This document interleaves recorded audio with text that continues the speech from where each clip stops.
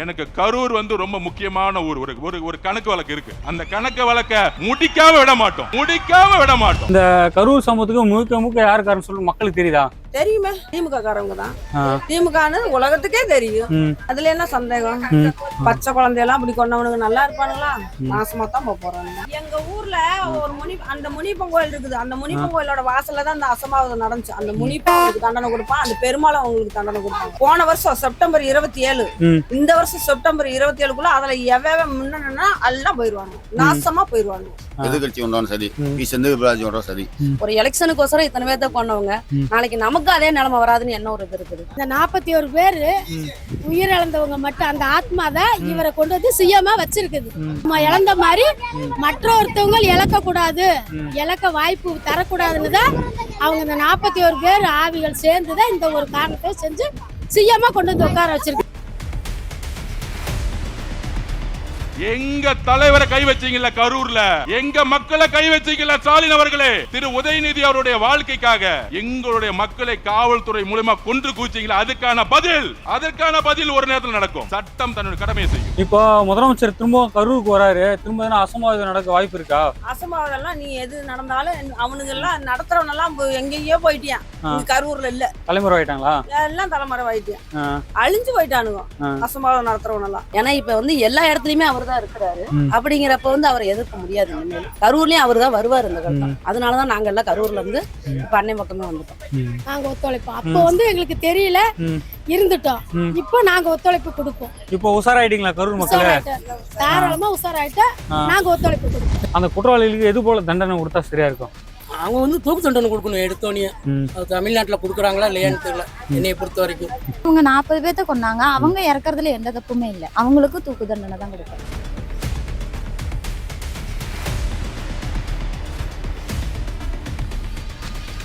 Credit card over டியூவா, multiple EMI ஸ்ட்ரெஸ்ஸா? இனி ஒரே இஎம்ஐல ஈஸியா மேனேஜ் பண்ணலாம். Power of one EMI. July 10ஆம் தேதி முதலமைச்சர் விஜய் கரூருக்கு வராரு. அவரை வரவேற்கிறீங்களா இல்ல எதிர்க்கிறீங்களா? அவர் வரட்டும், உங்களுக்கு ரொம்ப சந்தோஷம், மன மகிழ்ச்சியோட அவரை வரவேற்கிறோம். அந்த கரூர் சம்பவத்துல உயிரிழந்த 41 குடும்பத்தை சந்திச்சு ஆறுதல் சொல்லிருக்காரு, அதை எப்படி பாக்குறீங்க? அது ரொம்ப சந்தோஷம் தான். அவரு கேக்குறது, அது முதல்ல வந்து பாக்கலன்னு சொல்லி ரொம்ப எல்லாம் ஒரு குறையா சொன்னாங்க. இப்ப அவர் வர்றது நாங்க எல்லாம் மனமாற அவரை வரவேற்கிறோம். இப்ப அவரு இவ்வளவு தாமதமா வரதுனால உங்களுக்கு என்ன கஷ்டமா இருக்கு? அதெல்லாம் எந்த இது இல்ல, அப்பவே அவர் வந்திருந்தாலும் இன்னும் பிரச்சனை அதிகமா தான் ஆயிருந்திருக்கு. அவர் இப்ப வர்றதா நல்லது. இந்த கரூர் சமூகத்துக்கு முழுக்க யாரு காரணம் சொல்லு மக்களுக்கு தெரியுதா? தெரியுமே, திமுக காரவங்க தான். திமுகன்னு உலகத்துக்கே தெரியும். அதுல என்ன சந்தேகம்? இப்போ அந்த கரூர் சம்பவம் தொடர்பாக இது வரைக்கும் ஒரு குற்றவாளியோட கைது பண்ணல. அந்த குடும்பத்தோட மனநிலை இப்ப எப்படி இருக்கு? மனநிலைன்னா எப்படியா இருந்தாலும் கடவுள் வந்து இங்க வேணா அவன் தப்பிக்கலாம், மேல்கோட்ல அவன் தப்பிக்கவே முடியாது. நிச்சயமா அதுக்கு கடவுள் தண்டனையை கொடுப்பான், அனுபவிப்பாங்க யாரா இருந்தாலும். பச்சை குழந்தையெல்லாம் அப்படி கொண்டவனுக்கு நல்லா இருப்பானுங்களா? நாசமா தான் போறாங்க. இப்போ அந்த இறந்த 41 ஆத்மா தான் முதலமைச்சர் விஜய் அவர்களை ஜெயிக்க வச்சு சொல்றாங்க. ஆமா, விஜய் எங்க ஊர் மண்ணில கால் எடுத்து வச்சதுனாலதான் அவருக்கு அவங்களோட ஆசீர்வாதம் முழுக்க அதோட தெய்வத்தோட அனுகிரகம் முழு ஆதரவா இருக்கு. இப்ப அந்த அசம்பாவிதம் பண்ண அந்த படுபாய்களை அந்த ஆத்மா சும்மா விடுமா? எப்படி சும்மா விடும்? எங்க ஊர்ல ஒரு அந்த முனிப்பன் கோயில் இருக்குது. அந்த முனிப்பன் கோயிலோட வாசல்ல தான் அந்த அசம்பாவிதம் நடந்துச்சு. அந்த முனிப்பன் அவங்களுக்கு தண்டனை கொடுப்பான், அந்த பெருமாளும் அவங்களுக்கு தண்டனை கொடுப்பாங்க. யாரா இருந்தாலும் அந்த பெருமாளும் அந்த முனிப்புன்னு அவங்களுக்கு கூலியை கொடுத்துருவாங்க. போன வருஷம் செப்டம்பர் 27, இந்த வருஷம் செப்டம்பர் 27க்குள்ள அதுல எவ முன்னா எல்லாம் போயிருவாங்க, நாசமா போயிருவாங்க. கரூர் சம்பவம் தொடர்பாக அந்த குற்றவாளிகளுக்கு உரிய தண்டனை வாங்கி கொடுப்பாரு நம்புறீங்களா? கண்டிப்பா அவர் வாங்கி தருவாரு. அவரு தான் ஆட்சி நடத்துறாரு, அவரு தான் முதலமைச்சர், அவருக்கு தெரியுமல்ல, அவரும் செய்வாரு. கடவுள் அதுக்கு தண்டனை கொடுப்பாரு. இப்போ முதலமைச்சர் திரும்ப கரூருக்கு வராரு, திரும்ப அசம்பாவிதம் நடக்க வாய்ப்பு இருக்கா? அசம்பாவிதம் நீ எது நடந்தாலும் அவனுங்க எல்லாம் நடத்துறவன் எல்லாம் எங்கேயோ போயிட்டியான், கரூர்ல இல்ல, தலைமுறை ஆயிட்டாங்களா? எல்லாம் தலைமுறை ஆயிட்டியான், அழிஞ்சு போயிட்டானுங்க அசம்பாவிதம் நடத்துறவன் எல்லாம். வரவேற்போம், வெற்றிகரமா வரவேற்போம். கரூர் சமூகத்துல உயிரிழந்த 41 குடும்பத்தை சந்திச்சு ஆறுதல் சொல்லிருக்காரு, அதை எப்படி பாக்குறீங்க? அதை நாங்க வரவேற்போம். அவர் மேல எந்த குற்றமும் இல்லைன்னு நாங்க தெம்பா இருக்கிறோம். அவரு இந்த அளவுக்கு தாமதமா வந்து ஆறுதல் சொல்றதுக்கு எதனா கஷ்டமா இருக்கா உங்களுக்கு? அதெல்லாம் எந்த கஷ்டமும் இல்ல. அவர் ஜெயிச்சதே நாங்க ரொம்ப பெருசா நினைக்கிறோம். அவர் வந்தது எங்களுக்கு ரொம்ப சந்தோஷம். அவரை வரவேற்க நாங்க ரெடியா இருக்கிறோம். எந்த பிரச்சனையும் இல்ல, நாங்க ரெடியா இருக்கிறோம். இப்போ கரூர் சமூகத்துக்கு முழுக்க யார் காரணம் மக்களுக்கு தெரியுதா? தாராளமா தெரிஞ்சுட்டோம். நாங்க அன்றைக்கே தெரிஞ்சுட்டோம். இப்ப இவ்வளவு நாள் இல்ல, அன்னைக்கே தெரிஞ்சுட்டோம் அவரை பத்தி.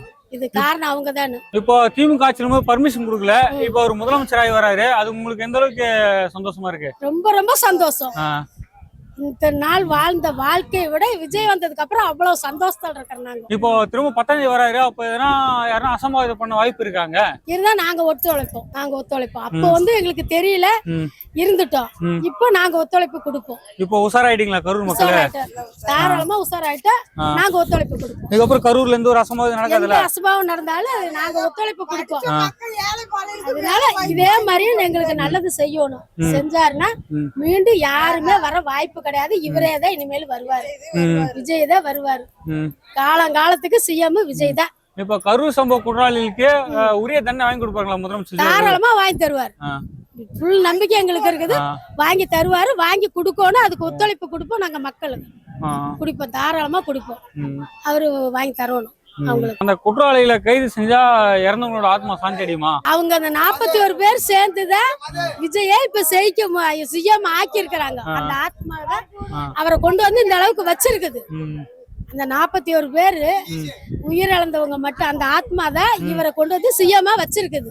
அவங்க முழுக்க காரணம் அவங்கதான் இந்த அளவுக்கு நம்ம இழந்த மாதிரி மற்றொருத்தவங்க இழக்க கூடாது, இழக்க வாய்ப்பு தரக்கூடாதுன்னு தான் அவங்க இந்த 41 பேர் ஆவிகள் சேர்ந்துதான் இந்த ஒரு காரணத்தை செஞ்சு சிஎம்மா கொண்டு வந்து உட்கார வச்சிருக்குது. அரூர் குற்ற சம்பந்தமா எந்த ஒரு குற்றவாளியும் கைது பண்ணல. இப்ப அந்த குடும்பத்துடைய மனநிலைமை எல்லாம் எப்படி இருக்கு? வருத்தமா தான் இருக்கு. இனி வரல விட்டு வச்சிருக்கிறாரு அப்படின்னு ஒரு நேரம் வருத்தப்பட்டாலு இப்பதானே வந்திருக்கிறாரு, இதுக்கு மேலதான் அதை ஆரம்பிக்குவாங்கிறது கொஞ்சம் மன ஆறுதலா இருக்கு. இப்ப அந்த 41 பேர் இறந்ததுக்கு காரணமான அந்த குற்றவாளிகளை கைது செஞ்சா அந்த குடும்பம் கொஞ்சம் சந்தோஷப்படும், ரொம்ப சந்தோஷப்படும். நம்ம குழந்தைகளை இழந்தாலும் இப்படி ஒரு சிஎம் வந்து இதுக்கு ஒரு தண்டனை கிடைச்சிருக்குது, வாங்கி தந்திருக்காரு. மேலும் இவரைத்தான் கொண்டு வர வாய்ப்பு கிடைக்கும். உறுதியா அவருதான் இனிமேல்.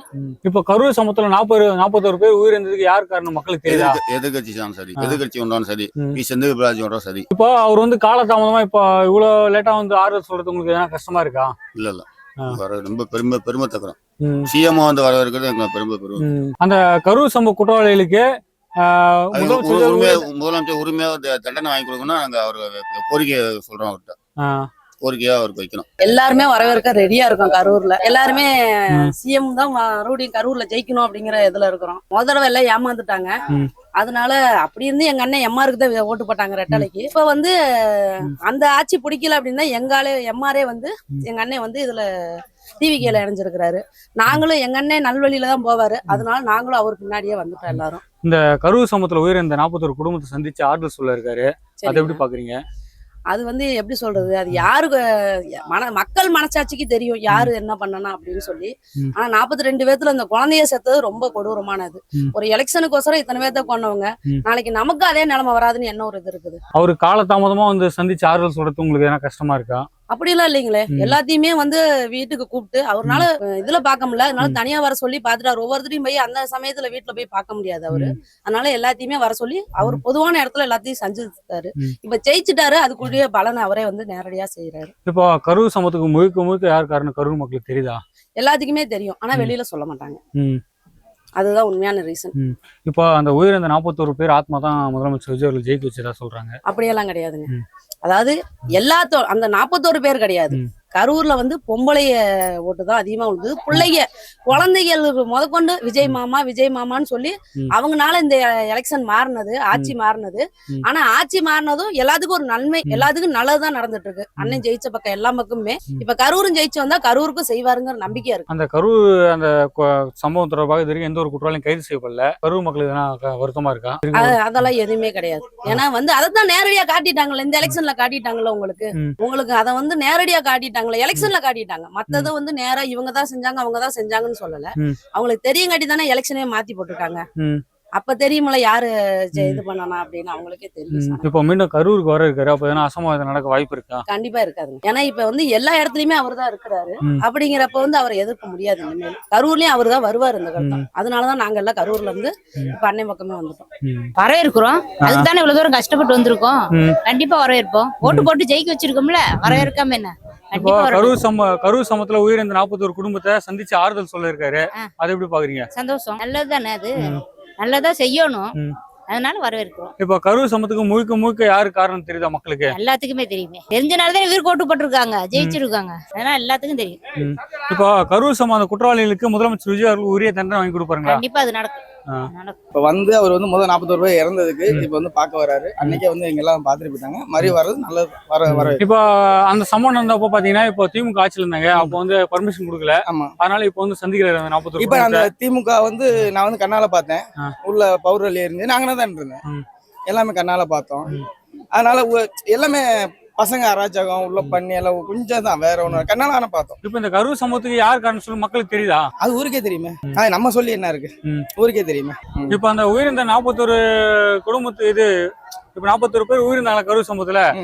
அந்த குற்றவாளிகளுக்கு உரிய தண்டனை வாங்கி கொடுப்பாருங்களா இந்த ஆட்சியில விஜய் அவர்கள்? நினைக்கிறேன் வாங்கி கொடுக்கணும். வாங்கி கொடுப்பாரு. ஆமாங்க, வரவேற்கிறோம். எங்க விஜய் வர்றாரு, கரூர் வர்றாரு, வரவேற்கிறோம்.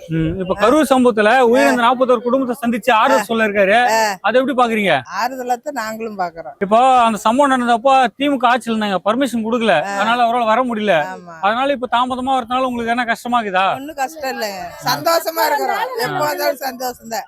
எங்களுக்கு வந்து நல்லது செய்து நல்ல மக்கள் எப்பவுமே அவரை வரவேற்கிறோம். கரூர் சம்பவத்துக்கு யார் காரணம் மக்களுக்கு புரியுதா? புரியுது புரியுது. அந்த கரூர் சம்பவ குற்றவாளிக்கு முதலமைச்சர் விஜய் உரிய தண்டனை வாங்கி கொடுப்பாரு நினைக்கிறீங்களா? வாங்கி கொடுப்பாருன்னு நினைக்கிறோம்.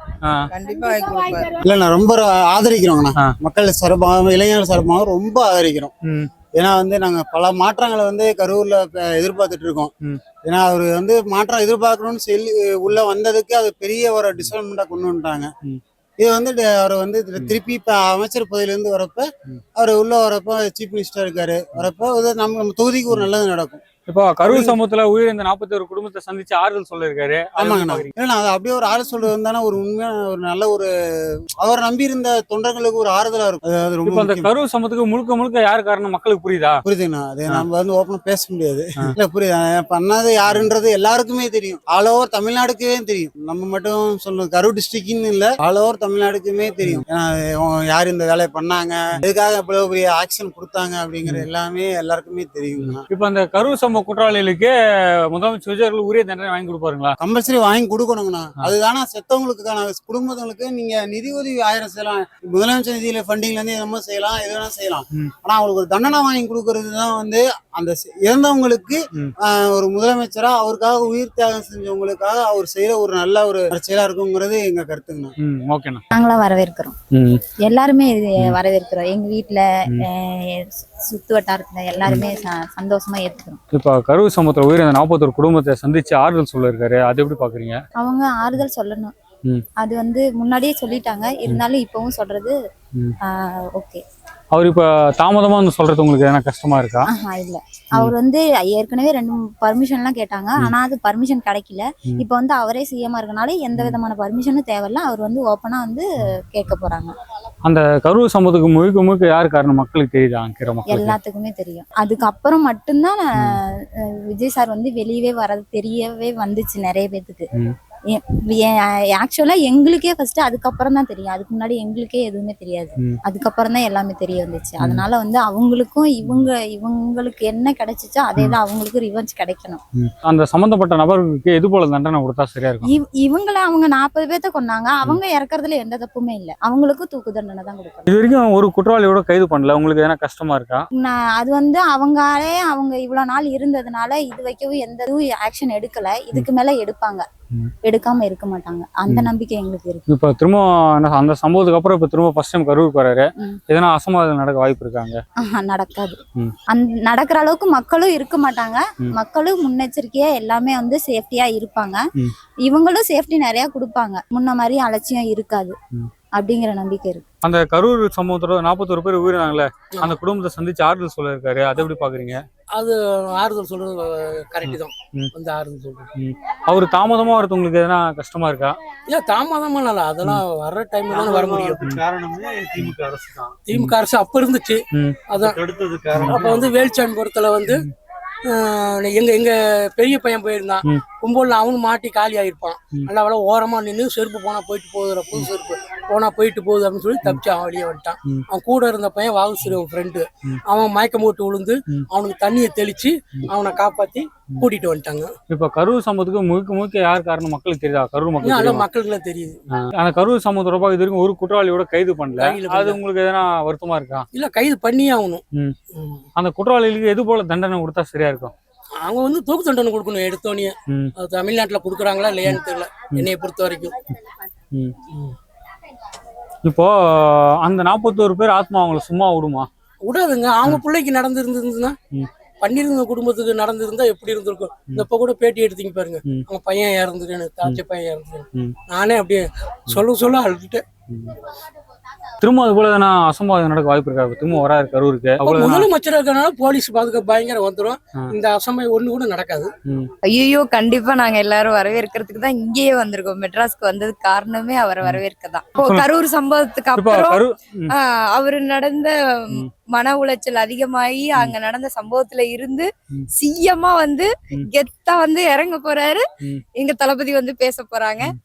எங்களுக்குலாம் ரொம்ப ஆர்வமாவும் சந்தோஷமாவும் இருக்கு. கரூர் சம்பவத்துல உயிரிழந்த 41 குடும்பத்துக்கு வந்து ஆறுதல் சொல்லிருக்காரு. அதை எப்படி பாக்குறீங்க? எவ்வளவு பெரிய விஷயம். அந்த மாதிரி அவரு அப்பயே எல்லாத்துக்கும் ஆறுதல் சொல்லிட்டாங்க. இருந்தாலும் இப்ப நேரடியா வந்து சொல்ல போறாங்க. இப்போ தாமதமா வந்து சொல்றது உங்களுக்கு எதனா கஷ்டமா இருக்கா? சிஎம்மா வந்து சொல்றதுல சந்தோஷமா இருக்கு. இப்ப அந்த கரூர் சம்பவத்துக்கு முழுக்க யார் காரணம் மக்களுக்கு தெரியுதா? தெரியவும் தாங்க சார் ஜெயிச்சிருக்காங்க. அதுல எந்த மாற்றமும் இல்ல. காசு பணத்தெல்லாம் அடிச்சு தூள் கிளப்பிட்டு வந்துட்டார்ல. இப்ப அந்த 41 பேர் ஆத்மா அவங்களை சும்மா விடுமா? கண்டிப்பா விடாது. எவ்வளவோ குழந்தைங்க பாதிக்கப்பட்டு எங்க கம்பெனில இருந்தே ஒரு அக்கா ஃபேமிலியோட 2 பொம்பளை பிள்ளை ஒரு பொண்ணு. அந்த அக்கா எங்களோட அட்மிட்ல ஹெச்ஆர்ல இருந்தாங்க. அவங்க 3 பேர், அவங்க வீட்டுக்காரர் மட்டும்தான் தப்பிச்சாரு. 3 பேருமே இறந்துட்டாங்க. எங்க கம்பெனில நாங்க கண்ணீர் அஞ்சலி செலுத்தணும். ஆமா, அவங்க வீட்டுக்கு நாங்களும் போயிருந்தோம். நாங்க அப்ப அந்த சம்பவத்தை அப்ப நாங்களும் போய் பார்த்தோம். அந்த மாதிரி குழந்தைங்க எவ்வளவு குழந்தைங்க பாதிக்கப்பட்டிருக்கு. இது மிகப்பெரிய ஒரு பிளாக் மார்க்ல. அந்த கரூர் குற்றவாளிகளுக்கு எது போல தண்டனை கொடுத்தா சரியா இருக்கும்? அந்த சம்பவம் செஞ்ச குற்றவாளிகளுக்கு எது போல தண்டனை கொடுத்தா சரியா இருக்கும்? தலைவர் கண்டிப்பா வந்துட்டாரு, விட மாட்டாங்க. இன்னும் 2 வருஷத்துக்குள்ள அதற்கு தீர்ப்பு, நல்ல தீர்ப்பு கிடைக்கும் நாங்க எதிர்பார்க்கிறோம்.